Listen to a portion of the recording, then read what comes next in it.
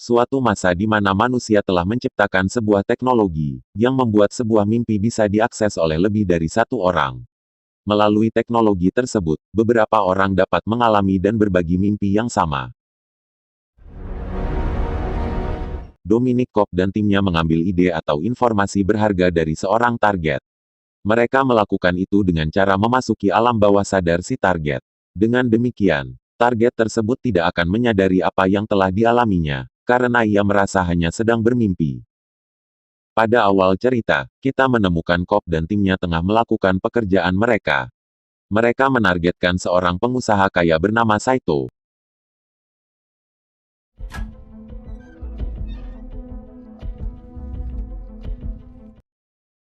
Misinya gagal karena munculnya seorang wanita bernama Mal. Mal adalah istri Cobb yang telah meninggal. Namun, Mal sering menampakkan diri dalam mimpi Cobb. Hal ini karena Cobb sendiri menyimpan proyeksi sosok Mal dalam ruang di alam bawah sadar yang mustahil dihilangkan, yaitu kenangan. Hal ini membuat Saito menyadari apa yang hendak dilakukan Cobb saat mereka bertemu dalam mimpi. Not true. You left out a key piece. Or in mine. Asshole. How you messing off at Kyoto? Setelah gagal melakukan misinya, Cobb dan timnya bermaksud pergi dan melarikan diri.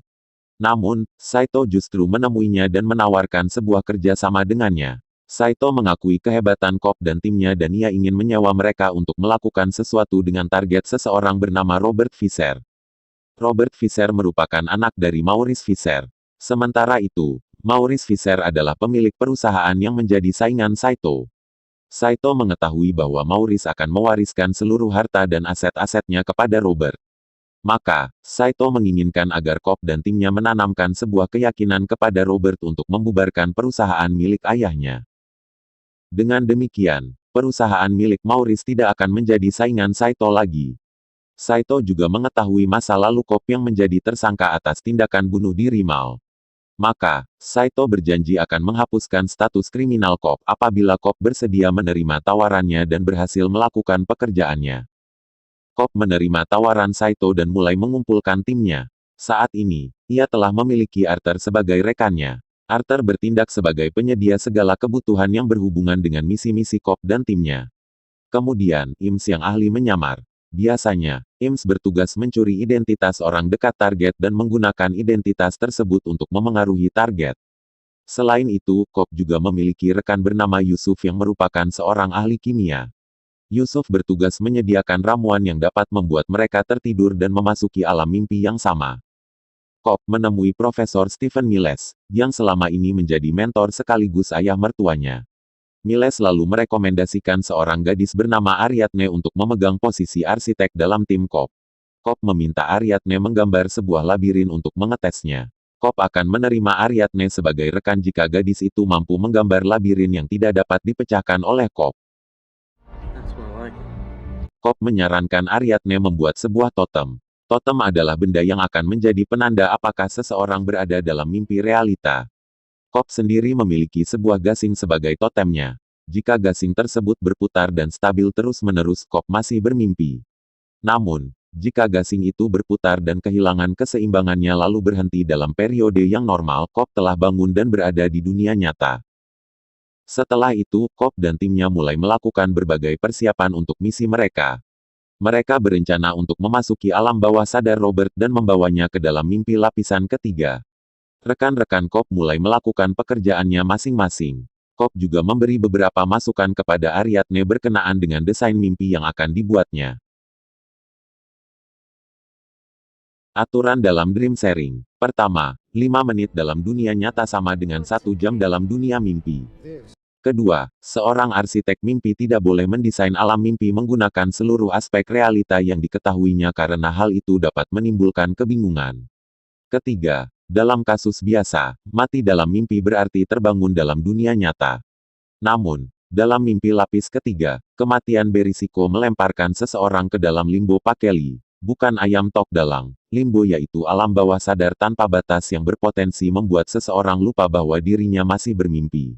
Selain itu, jika sebelumnya mereka membunuh proyeksi dalam mimpi untuk membangunkan diri dan kembali ke realita, kali ini mereka menggunakan sebuah sentakan.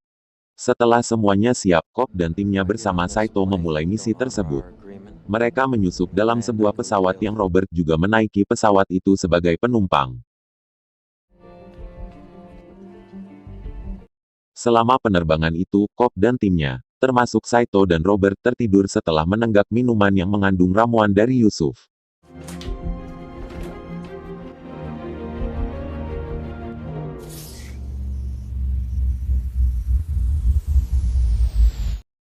Mereka semua pun muncul dalam mimpi lapisan pertama, yaitu mimpi milik Yusuf. Cobb, timnya, dan Saito menemukan Robert dan menculik ahli waris Maurice tersebut. I'm sorry, I thought it was free. Well, it's not. Maybe we could share. Maybe not. Can you pull over, get this? Namun, sekelompok pasukan bersenjata tiba-tiba muncul dan menembaki mereka. Ternyata, pasukan bersenjata itu adalah mekanisme pertahanan alam bawah sadar Robert. Dalam penyerangan tersebut, Saito terluka. Cobb mengatakan bahwa Saito tidak boleh mati dalam mimpi kali ini. Kuatnya ramuan pembius milik Yusuf menyebabkan mereka tidak akan terbangun jika mati kali ini, tetapi justru akan terpelosok ke dalam limbo. Misi pun harus terus berlanjut. Dalam mimpi lapisan pertama itu, Ims menyamar sebagai paman Robert yang bernama Browning. Ia mengatakan agar Robert mempertimbangkan kembali keinginan ayahnya. Lalu, mereka kembali membius Robert Fisher dan masuk dalam mimpi lapisan kedua. You ready? Ready! Sweet dreams. Yaitu mimpi milik Arthur. Kini, mereka telah berada dalam sebuah hotel. Cobb menemui Robert dan mengatakan bahwa Browning lah yang menculik Robert. Cobb juga meyakinkan bahwa ia adalah pelindung dalam mimpi Robert. Pergola's on the plan. No, it's much closer. It's Yusuf's driving. My name is Mr. Charles. You remember me, don't you? I'm the head of your security down here.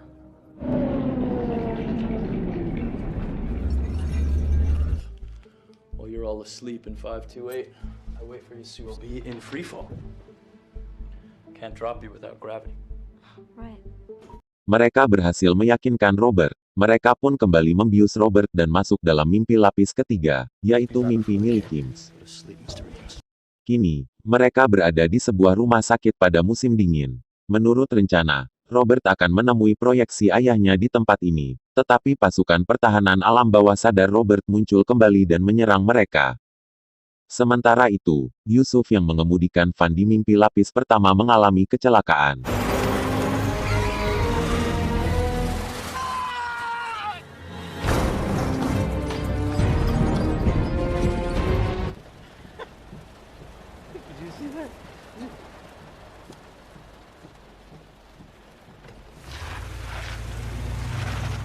Dalam mimpi lapisan kedua, Arthur berusaha menghalangi pasukan alam bawah sadar Robert sambil mengatur timing untuk meledakkan dinamit yang dipasangnya di beberapa tempat. Dan Ims tampak bersama Robert dalam mimpi lapis ketiganya. There's someone else in there. Fisher, it's a trap. Get up. Come on, a little lower. Namun, Mal tiba-tiba muncul dalam mimpi Ims dan langsung membunuh Robert. Cobb kemudian membunuh Mal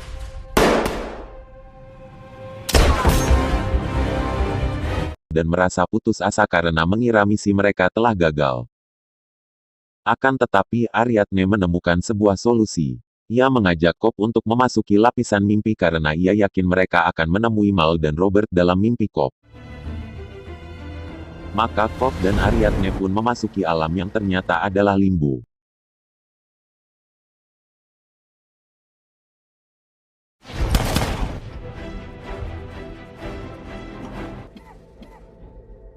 I feel guilt, Mom.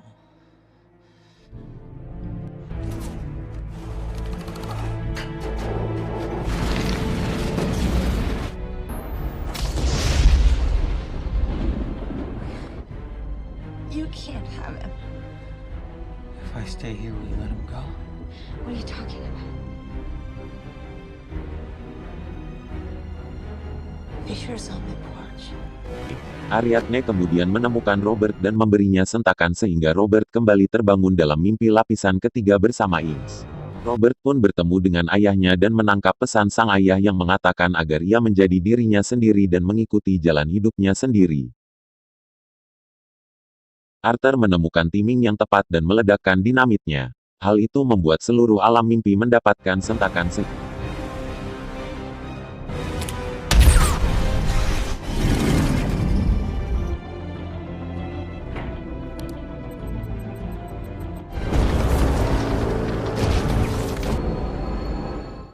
hingga semuanya, kecuali Saito dan Cobb terbangun kembali di alam mimpi pertama milik Yusuf. That's the key area! You have to go now!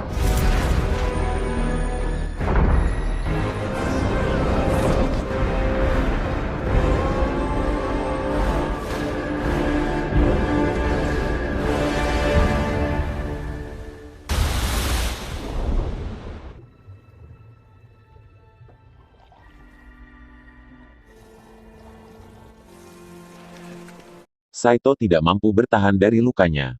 Cobb rupanya mengetahui hal ini. Oleh karena itu, Cobb memutuskan untuk menyusul Saito ke dalam limbo.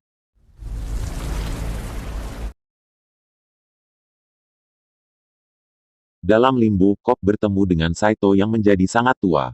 Ia lalu mengingatkan Saito mengenai misi dan perjanjian mereka. Come back for you. This world is not real. To convince me to honor our arrangement. Come back. Kemudian, semua orang terbangun saat pesawat yang mereka tumpangi mendarat di Bandara Nugrah Rai.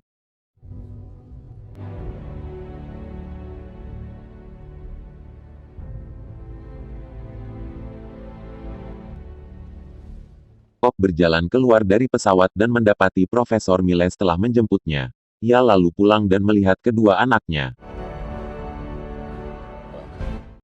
Cobb memutar totem gasingnya untuk mengetahui apakah ia kini masih bermimpi atau telah berada dalam kenyataan yang sebenarnya. Akhirnya, kita akan melihat Cobb yang memeluk anak-anaknya dan meninggalkan gasingnya di atas meja. Gansing itu terus berputar sampai Upin Ipin masuk SD.